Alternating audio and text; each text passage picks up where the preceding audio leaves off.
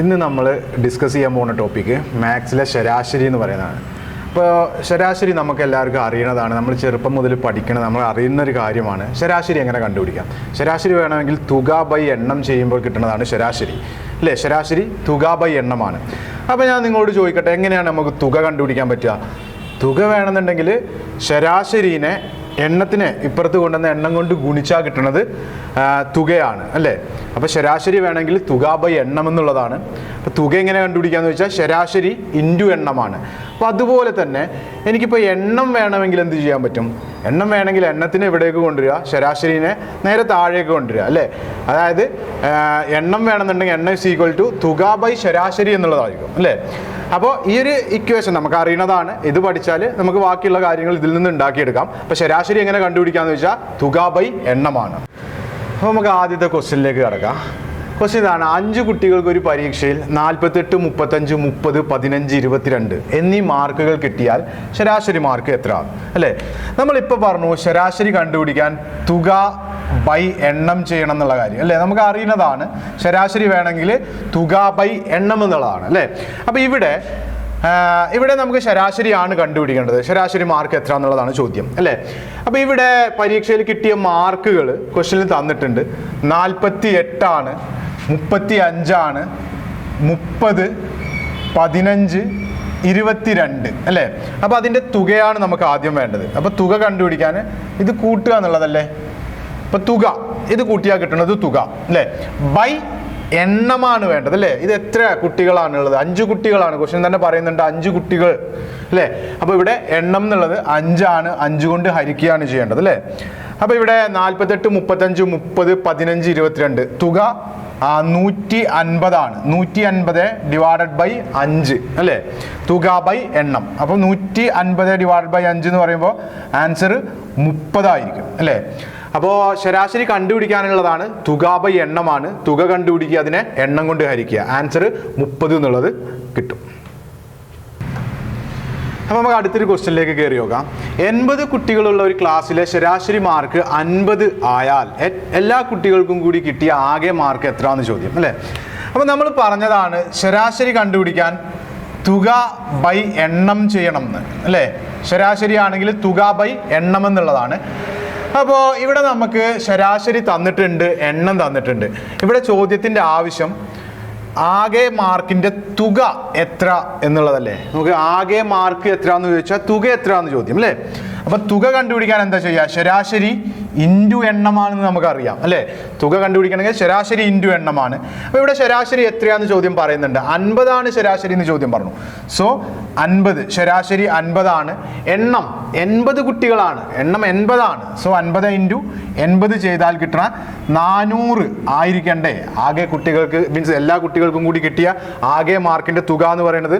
So answer 400. അപ്പോൾ ഇതിൽ നിന്ന് നമ്മൾ ഓർത്ത് വെക്കേണ്ട ഒരു കാര്യം, തുക കണ്ടുപിടിക്കാൻ ശരാശരിനെ എണ്ണം കൊണ്ട് ഗുണിക്കണം എന്നുള്ളതാണ്. ഒരിക്കലും മറക്കരുത്.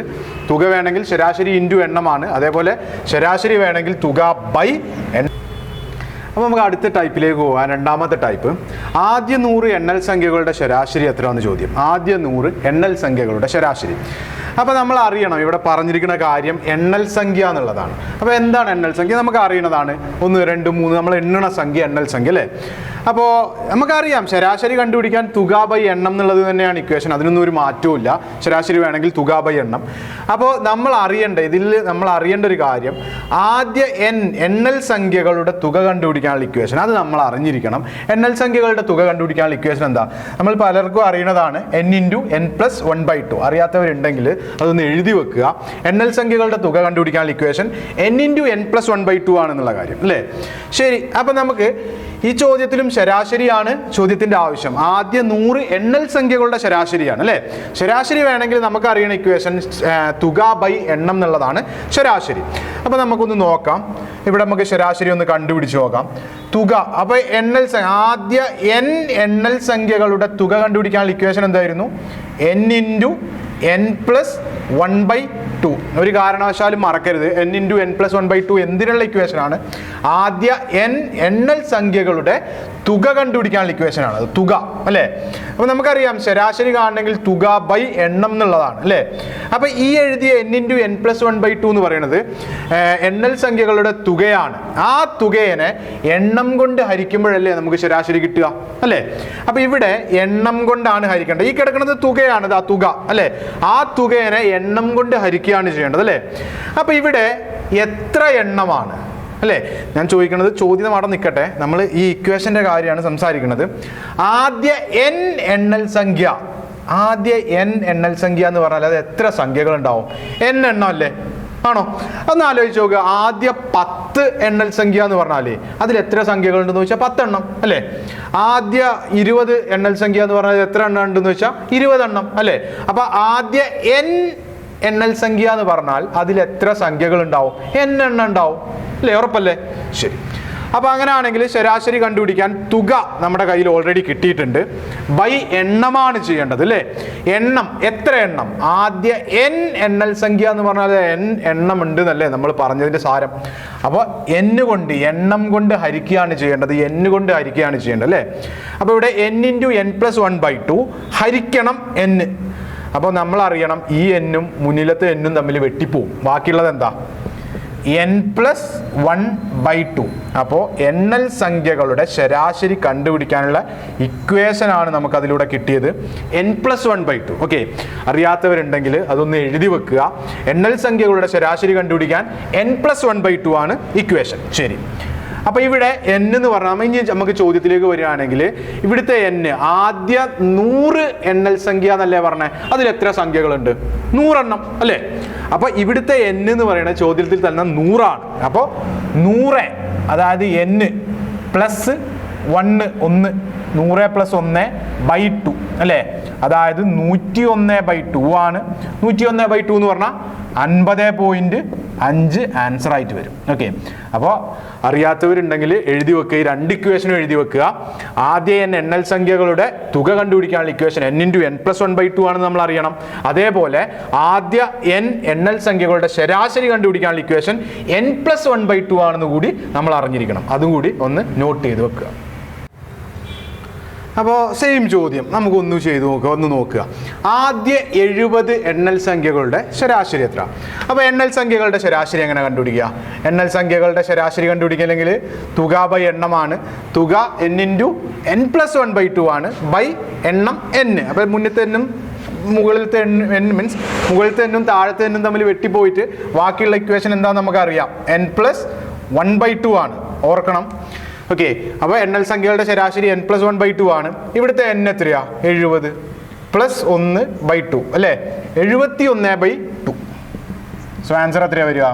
35.5. അപ്പോൾ ഇതൊന്ന് പ്രത്യേകം എടുത്ത് ഓർത്ത് വെക്കുക, എഴുതി വെക്കുക.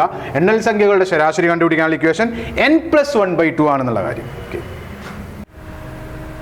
നമ്മൾ നേരത്തെ എണ്ണൽ സംഖ്യയുടെ ശരാശരി കണ്ടുപിടിച്ചതുപോലെ തന്നെ അതേ ടൈപ്പിൽ അടുത്തൊരു ചോദ്യം. ആദ്യ 100 ഒറ്റ സംഖ്യകളുടെ ശരാശരി കണ്ടുപിടിക്കാൻ ചോദ്യം. ആദ്യ 100 ഒറ്റ സംഖ്യകളുടെ ശരാശരി കണ്ടുപിടിക്കാൻ അന്നും ഇന്നും ഒരേ ഇക്വേഷൻ, തുക ബൈ എണ്ണം അല്ലേ. അപ്പോൾ നമ്മൾ ഇവിടെ അറിഞ്ഞിരിക്കേണ്ട ഒരു കാര്യം, എങ്ങനെയാണ് ഈ ഒറ്റ സംഖ്യകളുടെ തുക കണ്ടുപിടിക്കുക എന്നുള്ളതാണ്. അപ്പോൾ ഓർത്ത് വെക്കുക, അറിയാത്തവരുണ്ടെങ്കിൽ എഴുതി വെക്കുക. ഒറ്റ സംഖ്യകളുടെ തുക കണ്ടുപിടിക്കാനുള്ള ഇക്വേഷൻ n² ആണെന്നുള്ള കാര്യം അല്ലേ. അപ്പോൾ ശരാശരി വേണമെങ്കിൽ നമുക്കറിയാം തുക ബൈ എണ്ണമാണ് അല്ലേ.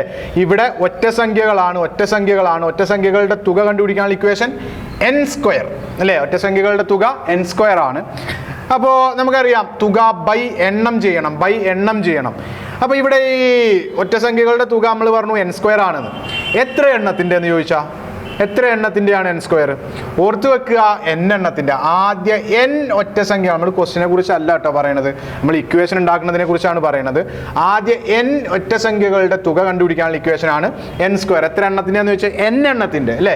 അപ്പോൾ ശരാശരി വേണമെങ്കിൽ ദാ കിടക്കുന്ന തുക ബൈ എണ്ണം ചെയ്യണം. എത്ര എണ്ണാന്ന് ചോദിച്ചാൽ n എണ്ണം.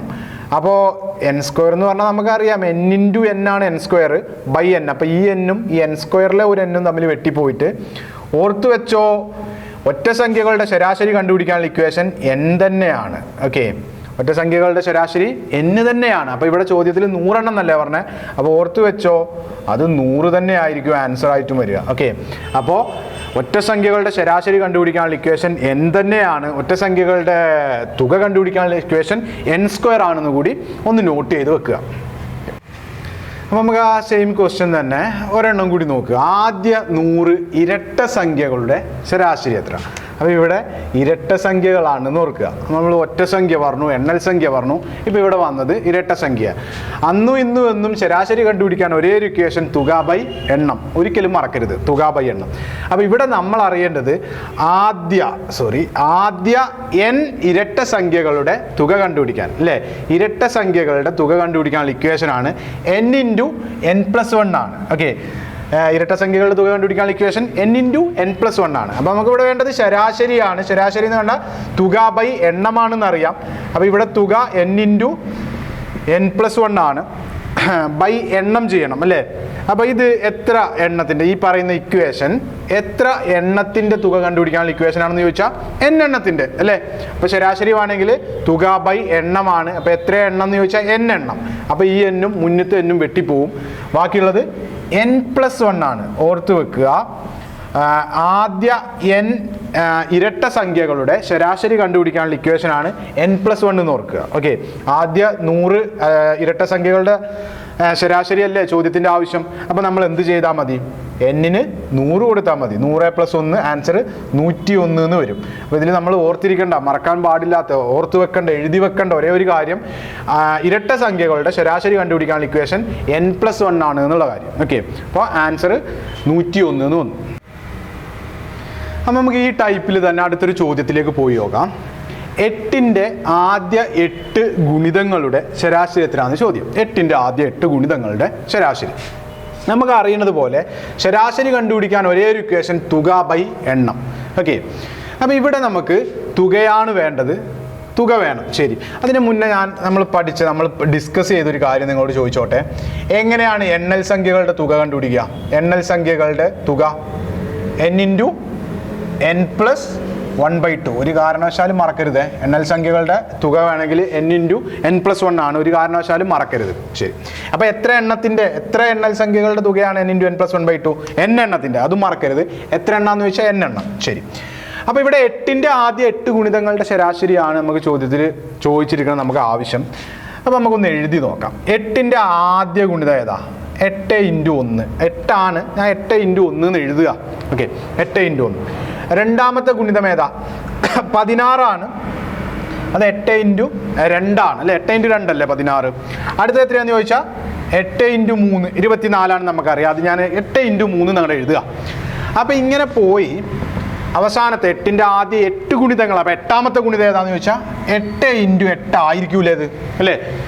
അപ്പോൾ 8 × 1, 8 × 2, 8 × 3 അങ്ങനെ പോയി 8 × 8 അവസാനത്തെ പദം, അല്ലേ? ശരി, അപ്പോൾ ഇവിടെ നമ്മൾ ചെറുപ്പം മുതൽ നമുക്ക് അറിയാവുന്നൊരു കാര്യമുണ്ട്. ഇപ്പോൾ AB + AC, AB + AC.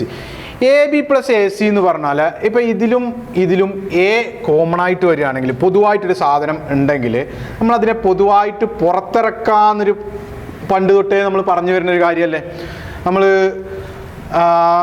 അതായത് AB + AC, ഇപ്പോൾ രണ്ടിലും A പൊതുവായിട്ടുള്ളതാണ്. അങ്ങനെ പൊതുവായിട്ടുള്ള സാധനം നമ്മുടെ കയ്യിലുണ്ടെങ്കിൽ അതിനെ പൊതുവായിട്ട് പുറത്തിറക്കാം, അങ്ങനെ ഒരു കീഴ്വഴക്കമുള്ളതാണ്, അല്ലേ? അപ്പോൾ A × B + C ആണത്, അല്ലേ? അപ്പോൾ ഇവിടെ നമുക്ക് തുക ശരാശരി വേണമെങ്കിൽ തുക ബൈ എണ്ണം എന്നുള്ളത് നമുക്കറിയാം. അപ്പോൾ ഇവിടെ തുക കണ്ടുപിടിക്കാൻ ഇതല്ലേ തുക, 8 × 1 പ്ലസ് അടുത്തത് 8 × 2 പ്ലസ് അടുത്തത് 8 × 3 പ്ലസ് അങ്ങനെ 8 × 8, അല്ലേ? ഇതല്ലേ നമ്മുടെ തുകയായിട്ട് വരിക. അപ്പോൾ ഓർക്ക് ഇവിടെ നമ്മളിപ്പോൾ പറഞ്ഞു AB + AC, ഇതിൽ രണ്ടിലും പൊതുവായിട്ട് A ഉണ്ടെങ്കിൽ ആ Aനെ നമുക്ക് പുറത്തിറക്കാമെന്ന് പറഞ്ഞില്ലേ. അപ്പോൾ ഇതിലേക്ക് അതേ കണ്ണുകൊണ്ട് ഇതിലേക്കൊന്ന് നോക്കുകയാണെങ്കിൽ ഇതിൽ പൊതുവായിട്ട് വരുന്നൊരു സാധനം 8 × 1 പ്ലസ് 8 × 2 പ്ലസ് 8 × 3, ഇനി അടുത്തത് 8 × 4 ആയിരിക്കും.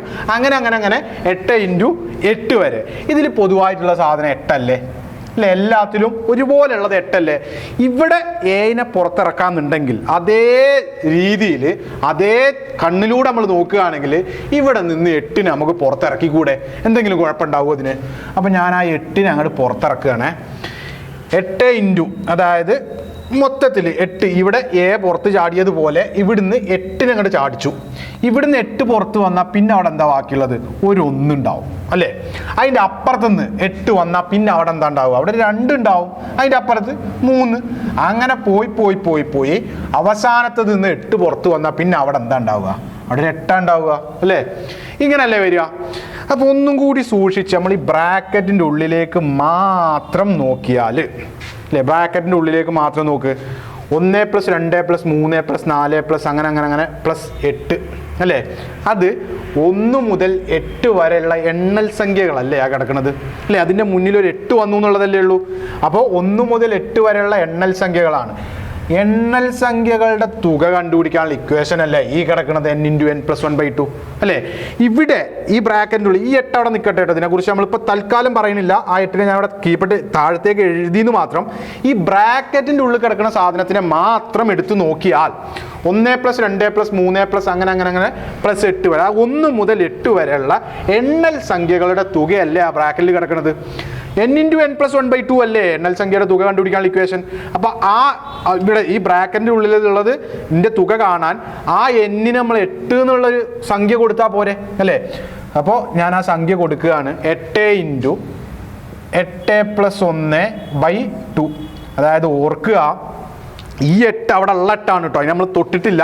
ആ 8 താഴേക്ക് എഴുതിയെന്ന് മാത്രം.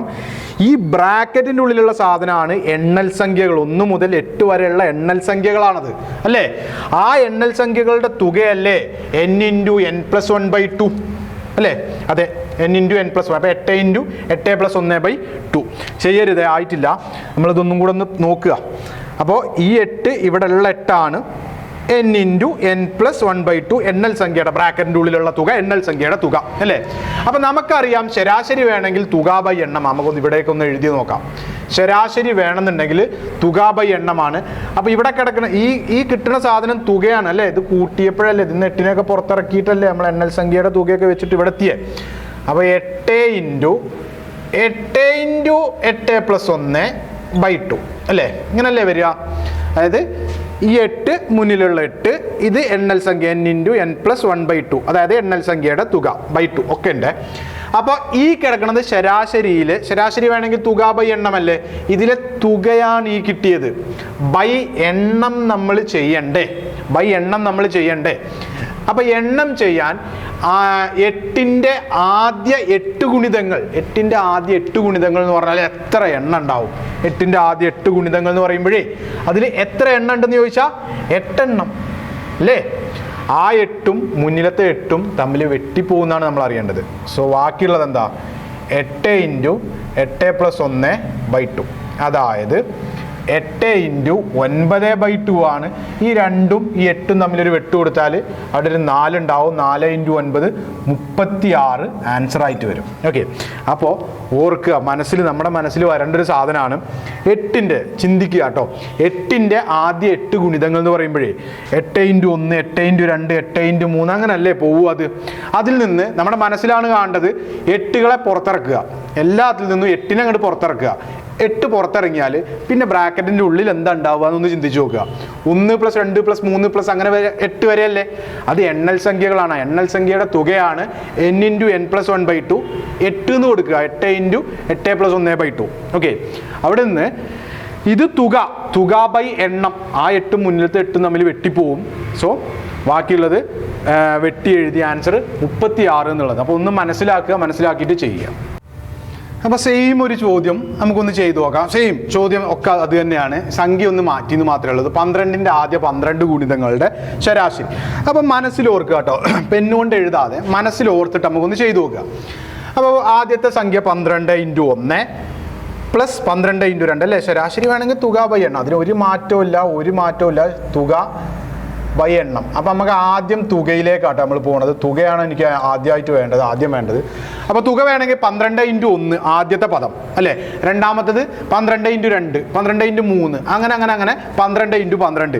ഇതിലെല്ലാത്തിലും പൊതുവായിട്ടുള്ള സാധനം എന്താ? 12 അല്ലേ. അപ്പം ഞാൻ ആദ്യം എൻ്റെ മനസ്സിലാണ് ഞാൻ ചെയ്യണത്, ആ 12നെ എല്ലാത്തിൽ നിന്നും പൊതുവായിട്ട് അങ്ങോട്ട് പുറത്തെടുക്കുകയാണ്. ആ പുറത്തു വന്ന 12 ഈ 12. പിന്നെ ആ ബ്രാക്കറ്റിൻ്റെ ഉള്ളിലുള്ളത് എന്തായിരിക്കും അല്ലേ? 12 × 1 നിന്ന് 12 പുറത്തു വന്നാൽ പിന്നെ ഒരു 1 അല്ലേ അവിടെ ബാക്കിയുള്ളത്. 1 പ്ലസ് അപ്പുറത്ത് 2 പ്ലസ് 3 പ്ലസ് ഇങ്ങനെ അവസാനം 12 അല്ലേ. 12 × 12 അല്ലേ അവസാനത്തെ പദം വരിക. 12ൻ്റെ ആദ്യം 12 ഗുണിതങ്ങൾ ഇതല്ലേ സാധനം. അപ്പോൾ 12 × ഇതെന്താ 1 + 2 + 3 + 4 + അങ്ങനെ അപ് ടു 12 വരെ. ആദ്യ 12 എണ്ണൽ സംഖ്യകളുടെ തുകയാണത് അല്ലേ. എണ്ണൽ സംഖ്യയുടെ തുക എങ്ങനെ നമ്മൾ കണ്ടുപിടിക്കുക? n × n+1/2. അപ്പോൾ 12 × 12 + 1/2 ശരിയല്ലേ. അപ്പോൾ ഈ കിടക്കുന്ന സാധനം തുകയാണ്, നമുക്ക് ശരാശരിയാണ് വേണ്ടത്. അപ്പോൾ ഇത് ചെയ്യേണ്ട കേട്ടോ, ഇതിവിടെ നിൽക്കട്ടെ, നമുക്ക് തുകയായിട്ട് ചോദിച്ചിട്ടില്ലല്ലോ, ശരാശരിയല്ല വേണ്ടത്. ശരാശരിയിലേക്ക് കൊണ്ടുവന്ന് എത്തിക്കാം നമുക്ക്. അപ്പോൾ തുക എന്ന് പറയുന്നത് 12 × 12 × 12 + 1/2. ഇത് തുക ബൈ എണ്ണം ചെയ്യണ്ടേ. അപ്പോൾ എണ്ണം എത്ര എണ്ണ? 12 എണ്ണം അല്ലേ. 12ൻ്റെ ആദ്യ 12 ഗുണിതങ്ങൾ എന്ന് പറഞ്ഞാൽ 12 എണ്ണത്തിൻ്റെ. അപ്പോൾ ഈ 12ഉം മുന്നത്തെ 12ഉം വെട്ടിപ്പോയി അല്ലേ. ബാക്കി 12 × 12 + 1 13/2 അല്ലേ ഉള്ളത്. അപ്പോൾ ഈ 2ഉം 12ഉം തമ്മിൽ വെട്ടിയാൽ 6 അല്ലേ അവിടെ ഉണ്ടാവുക. അപ്പോൾ 6 × 13 അല്ലേ പിന്നെ ഉള്ളത്. 6 × 13 എത്രയാ? 78 ആൻസറായിട്ട് വരും അല്ലേ. അപ്പോൾ ഇതിൽ ചിന്തിക്കേണ്ട, മനസ്സിൽ ചിന്തിച്ചെടുക്കേണ്ട കാര്യമേ ഉള്ളൂ. ഇതൊന്നും വലിയൊരു ക്വസ്റ്റ്യനായിട്ടൊന്നും മുന്നോട്ട് പോകരുത്. കാരണം ഇതിനെ നമുക്ക് അറിയണ രീതിയിലേക്ക് മാറ്റിയെടുത്തിട്ട് മുന്നോട്ട് പോകാന്നുള്ളതേ ഉള്ളൂ. അപ്പോൾ വെട്ടൊക്കെ കഴിഞ്ഞതിന് പിന്നെ വേറൊരു കാര്യം നിങ്ങളോട് പറയാനുള്ളത്, ഇതാണ് തുക കണ്ടുപിടിക്കാനുള്ള നമുക്ക് ചെയ്യാനുള്ളൊരു ഭാഗമായിട്ട് ക്വസ്റ്റ്യൻ്റെ ഇടയ്ക്ക് വരുന്നത്. പക്ഷെ അത് അവിടുന്ന് ചെയ്യരുത്. കാരണം ഇത് ചെയ്യാൻ പോയി കഴിഞ്ഞാൽ ഒന്ന് നോക്ക്, 12 × 12 × 13/2 എന്നൊക്കെ വരിക. വലിയ സംഖ്യകളിലേക്ക് പോകും, അതിലേക്കൊന്നും പോകരുത്. അപ്പം നമുക്ക് വെട്ടി അവസാനം വെട്ടൊക്കെ കഴിഞ്ഞ് മുന്നോട്ട് വെട്ടുകൊണ്ട് മുന്നോട്ട് പോകില്ല എന്നൊരവസ്ഥ വന്നാൽ അപ്പം മാത്രം ഗുണിക്കാൻ പോവുക. അപ്പോൾ ഒരു 6 × 13 ചെറിയ സംഖ്യകൾ കൊണ്ടുള്ള കളിയായി മാറി. 6 × 13 78 ആൻസർ ആയിട്ട് വന്നു. ഓക്കെ, അപ്പോൾ ആൻസർ 78.